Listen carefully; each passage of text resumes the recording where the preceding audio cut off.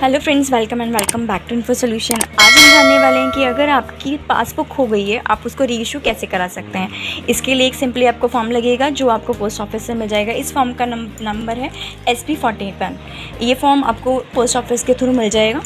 इसको फिल कैसे करते हैं आज के वीडियो में हम जानने वाले हैं। सबसे पहले ये application for issue of duplicate passbook है, ये ऑलरेडी फिल है। आज हम जानेंगे कि इसको फिल कैसे किया है।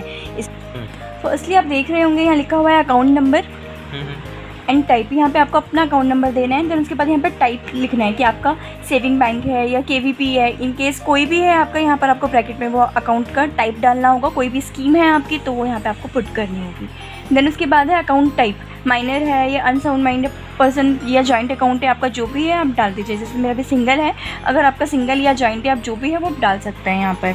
देन उसके बाद है name of post office in which account stand. आपका जो जिस भी पोस्ट ऑफिस में अकाउंट स्टैंड करता है, मतलब अकाउंट है, आप वहाँ का एड्रेस यहाँ पे डाल दीजिए उस पोस्ट ऑफिस का।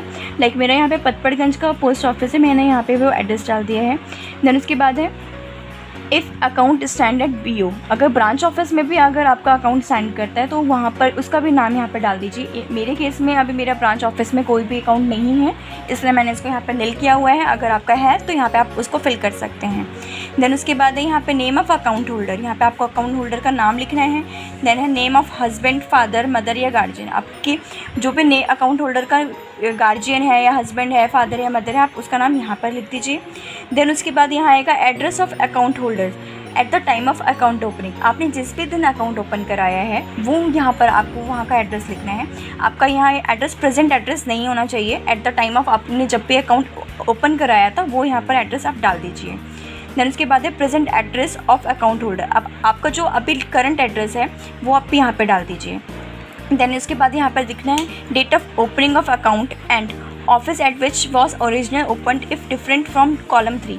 अगर यहाँ पर आपको अकाउंट का डेट लिखना है कि आपने किस दिन अकाउंट को ओपन कराया है, और उसके साथ आपको एड्रेस भी लिखना है कि आपने किस पोस्ट ऑफिस में अपना अकाउंट ओपन कराया है। अगर ये 3rd नंबर कॉलम यानी जो ऊपर लिखा हुआ है आपने अगर उससे डिफरेंट है यहाँ पर आपका एड्रेस तो आप लिखेंगे, अदरवाइज़ आपको यहाँ पे कोई भी एड्रेस लिखने की ज़रूरत नहीं है।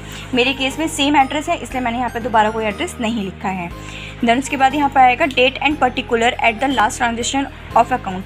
आपको यहाँ पर लिखना है कि आपने उस पोस्ट ऑफिस या उस अकाउंट से आपने लास्ट ट्रांजेक्शन कब करी है, जो भी है आप यहाँ पे वो डेट डाल दीजिए। फिर है balance of credit after the last transaction. आपकी उस ट्रांजेक्शन होने के बाद आपके पास बैलेंस कितना रह गया है अकाउंट पे वो आप यहाँ पे लिख दीजिए। देन उसके बाद है name of PO from which account was last transferred. अगर आपने पोस्ट ऑफिस को कहीं और ट्रांसफ़र कराया है तो वहाँ का एड्रेस यहाँ पर लिखना है।